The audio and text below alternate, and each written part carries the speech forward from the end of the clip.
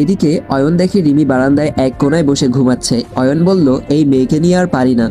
অয়ন গিয়ে রিমির কাছে বসে গায়ে হাত দিয়ে দেখে ভীষণ গরম, অনেক জ্বর এসেছে। ওহ মাই গড, মনে তো হচ্ছে অনেকক্ষণ ভিজে। এই মেয়েটা এত ইডিয়েট কেন, স্টুপিড মেয়ে একটা। এই রিমি ওঠো। রিমিকে ডাকে কিন্তু রিমির কোনো সাড়া শব্দ নেই। অয়ন অনেকটাই ভয় পেয়ে যায়। অয়ন বলল, ওর কিছু হলো না তো? না না, আমাকেই কিছু করতে হবে। অয়ন রিমিকে কোলে করে বেডে শুইয়ে দেয়। অয়ন বলল, এই রাতে তো ডক্টর বা বাড়ির কাউকেই কিছু বলা যাবে না। না না, আমার রিমি পরির অনেক কষ্ট হচ্ছে, বুঝতে পারছি, আমাকেই কিছু করতে হবে। অয়ন বাটিতে পানি আর সাদা কাপড় আনে, তারপর রিমির মাথায় জলপট্টি দিতে থাকে। হঠাৎ অয়ন খেয়াল করলো রিমি বিড়বিড় করে কি যেন বলছে। অয়ন কান পাতে শোনার জন্য। রিমি জ্বরের মধ্যে বলছে, অয়ন ভাইয়া ও আসছে। অয়ন রিমির কথা কিছুই বুঝে উঠতে পারছে না। অয়ন বলল, রিমি আমাকে কি বলতে চাচ্ছ? অয়ন দেখলো রিমি অনেক কাঁপছে। রিমি গোলাপি ঠোঁটজোড়াও কাঁপছে। অয়ন যেন ঘোরের মধ্যে যাচ্ছে। সে আর কিছু না ভেবে রিমির ঠোঁটজোড়া ছুঁয়ে দিল। অয়ন বলল, না না, এইসব আমি কি করছি? Control Ayan, control. অয়ন রিমির শরীরে কম্বল দিয়ে দিয়েছে, কিন্তু তাও রিমির কাঁপুনি কমছে না। অয়ন আর কিছু না ভেবে রিমিকে শক্ত করে জড়িয়ে ধরে। সকালে মাথায় অনেক ব্যথা অনুভব করলাম। আস্তে আস্তে চোখ খুলে যা দেখি তাতে অবাক হয়ে যাই। হতদন্ত হয়ে গাড়ি নিয়ে বেরিয়ে পড়ি। উদ্দেশ্য চৌধুরী বাড়ি। সচরাচর মামা বাড়ি আমি যাই না, কিন্তু আজ যেতেই হবে। অয়ন ভাইয়ার এই বাড়াবাড়ি আর সহ্য করা যায় না। সকালে আস্তে আস্তে চোখ খুলে যা দেখি তাতে অবাক হয়ে যাই। মৌয়াপু মুখ গোমরা করে আমার পড়ার টেবিলে বসে আছে। আমার জানা মতে মৌয়াপুর অনেক খুশি থাকার কথা, কেননা ওর মনের মানুষ মনোয়ার ভাইয়ার সাথে ওর বিয়েটা হচ্ছে। তাহলে আমার ভাবনায় ছেদ ঘটে মৌয়াপুর কথায়। মৌয়াপু বলল, কিরে উঠে গেছিস?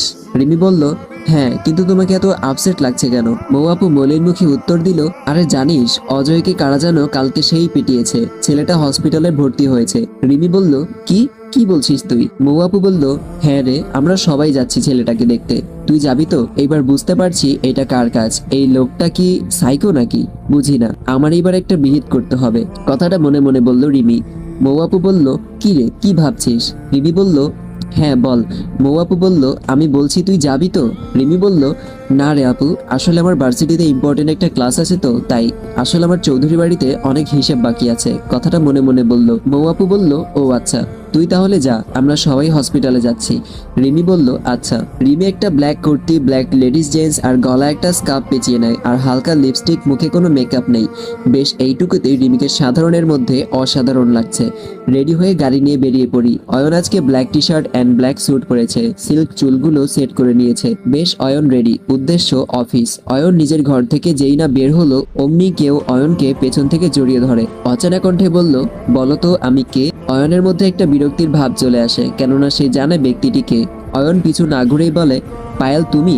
আমার গাড়িটা চৌধুরী প্যারোসের সামনে নামে। আমার মামার বাড়িটা আমাদের বাড়ি থেকেও বড় বা সমান। চারদিকে সুন্দর ফুলের বাগান, পাশেই আম ও কাঁঠালেরও বাগান। মোট কথা একদম রাজপ্রাসাদ তৈরি করা হয়েছে। আমাদের খানবাড়িও কম না। সদর দরজা প্রবেশ করার সাথে সাথেই চোখে পড়লো আমার হিটলার নানু আর মামি কি নিয়ে যেন গল্প করছে আর হাসছে। আমাকে দেখার সাথে সাথেই ভূত দেখার মতো চমকে উঠলো। আমি ডোন্ট কেয়ার ভাব নিয়ে ঢুকলাম, জানি এখন এরা হিটলারগিরি শুরু করবে।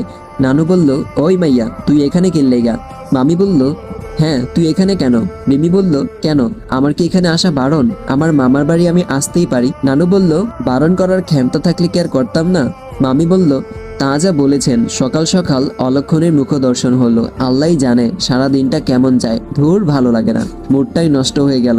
ওদের কথা শুনে অনেক খারাপ লাগলেও তা মুখে প্রকাশ করলাম না, কেননা রিমি তার দুর্বলতা দেখাতে চায় না। তাই শক্ত মুখে জবাব দিলাম, হয়েছে তোমাদের বকাবকিনি, এবার আমি যাই। এই বলে সিঁড়ির দিকে হাঁটা ধরলাম। নানু বলল, আরে ওই মাইয়া কই যাস? রিমি বলল, তোমার মতো হিটলার বুড়িকে বলার প্রয়োজন মনে করি না। এই বলে উপরে চলে আসলাম। নানু রিমিকে কিছু বলতে যাবে তার আগেই মামিমা ইশারায় মানা করলো। নানু বলল, তুমি দেখছনি কি শয়তান মাইয়া? মামি বলল, আরে মা যাক, ওইখানেই তো আসল মজা। নানুমা, মামি আর সংকেত বুঝতে পেরে একটা শয়তানি হাসি দিলেন। আমি উপরে উঠে গেলাম। উদ্দেশ্য খাটাসটার ঘর। এখনো মেবি অফিসে যায় নাই। খাটাসটার ঘরের সামনে গেলাম, আর যা দেখলাম তাতে মোটেও প্রস্তুত ছিলাম না। পায়েল আপু, অয়ন ভাইয়ের খালাতো বোন, চট্টগ্রামে থাকে, নিজ ফ্যামিলির সাথে একজন সফটওয়্যার ইঞ্জিনিয়ার। পায়েল আপু, অয়ন ভাইয়ার খালাতো বোন, চট্টগ্রামে থাকে, নিজ ফ্যামিলির সাথে একজন সফটওয়্যার ইঞ্জিনিয়ার। অয়ন ভাইয়াকে জড়িয়ে গালে কিস করলো। আর দাঁড়াতে পারলাম না, চলে এলাম। পেলাম অয়ন ভাইয়া যে এইরকম জানা ছিল না। আমার প্রতি তার কনসার্ন শুধুমাত্র কাজিন হিসেবেই। অয়ন ভাইয়া নিজের বাসায় এইসব করে। আমি দৌড়াতে দৌড়াতে নিচে চলে আসলাম। আমাকে এইভাবে আসতে দেখে আমার হিটলার মামি আর নানু মিটমিট করে হাসতেছে। মনে হয় তারা আগে থেকেই জানতো।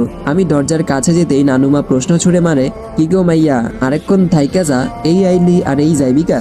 আমি মুচকি হেসে জবাব দিলাম, তোমাদের মতো হিটলারদের বাসায় থাকার কোনো ইচ্ছা নাই। বুঝতে পারছি উত্তর তাদের মন মতো হয় নাই। গাড়ি নিয়ে বেরিয়ে পড়লাম, উদ্দেশ্য পুলিশ স্টেশন। আমার গাড়ি পুলিশ স্টেশনের সামনে নামলো। আমি যেতেই কনস্টেবল চাচার সাথে দেখা। তিনি আমাকে খুব ভালোবাসেন। কনস্টেবল চাচা বলল, আরে রিমি মামুনি, তুমি কেমন আছো? রিমি বলল, এই তো চাচা, ভালো। তা আমাকে দেখি ভালোই মনে রেখেছো। কনস্টেবল বলল, তোমাকে মনে রাখবো না তো কাকে মনে রাখবো? তুমিই বলো, তুমি যা সাহসের কাজ করেছিলে। রিমি বলল, আচ্ছা চাচা, তোমার একটা হেল্প লাগবে। কি হেল্প? আমানের রেকর্ডস আমাকে একটু দেখাতে পারবা? বড় সাহেবের কাছে আছে, দাঁড়াও আমি নিয়ে আসতেছি। কিছুক্ষণের মধ্যে কনস্টেবল চাচা আসলো, হাতে একটা ফাইল। এই যে মা, লও। ধন্যবাদ চাচা, অনেক ধন্যবাদ। ফাইলটা চেক করলাম। আমানকে মিরপুর থানায় ট্রান্সফার করার একদিন পরেই ওর জামিন হয়ে যায়। আমি হতবাক। রিমি বলল, চাচা ওর জামিনটা হলো কিভাবে এতগুলো খুন করার পরেও? কনস্টেবল চাচা বলল, মা রে, সব টাকার খেলা। আমি ধপ করে বেঞ্চিতে বসে পড়লাম। তার মানে সত্যিই আমান আসছে, আর আমান আসছে মানে অনেক বড় ঝড় আসছে। কনস্টেবল চাচা বলল, কি হয়েছে মা, তুমি কি ঠিক আছো? আমি অসহায়ের দৃষ্টিতে তাকিয়ে বললাম, এত পরিশ্রম সব বিফলে গেল চাচা। কি আর করার মা, তুমি সাবধানে থেকো মা, ও কিন্তু তোমারই সর্বপ্রথম ক্ষতি করার চেষ্টা করবে। রিমি বলল, সেটা তো আমি জানি, আমার নিজেই বলল, কিন্তু আমার একটাই ভয়, ও যদি অয়ন ভাইয়ের সাথে কিছু করে তখন। কথাটা মনে মনে ভাবলো। আমান রকিং চেয়ারে বসে আছে, হাতে ড্রিঙ্কস। বেবি, তুমি আমাকে খুঁজতে পুলিশ স্টেশনেও চলে গেলে? আচ্ছা ঠিক আছে, তোমার যখন এতই তাড়া তাহলে আমি খুব তাড়াতাড়ি আসছি। ডেভিল স্মাইল দিয়ে বলল, চৌধুরী বাড়িতে। অয়ন বলল, এটা কি করলে তুমি? পায়েল বলল, কেন, একটা কিসই তো করলাম। অয়ন বলল, তাও করবা না? Got it. কথাটা বিরক্ত ভাব নিয়ে বলল। পায়েল বলল, অয়ন এইভাবে তুমি বলতে পারলা? নেকা কান্না করে বলল, আমি আজকেই আসলাম আর তুমি? অয়ন বলল, সো কি হয়েছে, এইভাবে কিস করতে হবে? পায়েল বলল, একটা কিসই তো করলাম, তার জন্য এইভাবে বললা? অয়ন বলল, আমাকে কিস করার অধিকার শুধুমাত্র আমার রিমির। কথাটা মনে মনে বলল। আমাকে এখন অফিসে যেতে হবে, সো বাই। পায়েল বলল, আমি এতদিন পর আসলাম আর তুমি চলে যাবে? অয়ন বলল, তুমি এসেছো তো কি হয়েছে, আমি আমার কাজের দিকে কোনো গাফলতি করতে পছন্দ করি না। এই বলে অয়ন চলে যায়। এদিকে পায়েল রাগে ফুঁসছে। পায়েল বলল, আমাকে এত বড় অপমান, একবার যখন চলেই এসেছি তখন এমন ব্যবস্থা করব যাতে আমার জন্যই তুমি সবকিছু বাদ দিতে পারো। তোমার জীবনে শুধুমাত্র আমিই থাকবো। কথাটা শয়তানি হাসি দিয়ে বলল। হতাশ হয়ে পুলিশ স্টেশনে আনমনে দাঁড়িয়ে আছি। অনেক বড় বিপদ আসতে চলেছে, এটা বুঝতে পারছি। হঠাৎ কারো ডাকার আওয়াজে ভাবনার ছেদ পড়ে। কিরে, কি করছিস তুই এখানে? পিছনে ঘুরে দেখি